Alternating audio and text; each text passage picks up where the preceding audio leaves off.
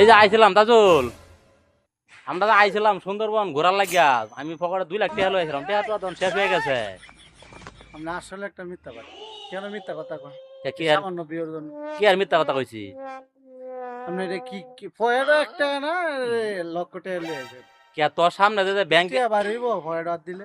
তোর সামনে যে ব্যাংকে 2 লাখ টাকা বাড়ি হলাম এটি কই? না আসলে একটা মিথ্যা কথা। হ্যাঁ 2 লাখ টাকা। না 10 টাকা আছে পকেটে গাড়ি ভাড়া। না, আমি একটা ওটা জিনিস। তো আমি দিছি। আচ্ছা, আসার সময় যে 10 টাকা গাড়ি ভাড়া এটা আমি দিছি।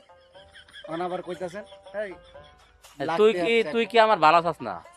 না এটা আমি মানি না। মিথ্যা কথা কইবেন এটা আমি মানি না। তুই মানুষ না, তুই মানবে কেমনে? আমি যে লাখ টাকার মালিক হয়ে গেছি, তুই মানবে কেমনে? এটা তো তোর সহ্য হইতাছে না। উম, লাখ টাকার মালিক।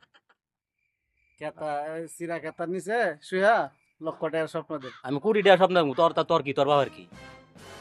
আমি মানবো না তো। নামলা টাকা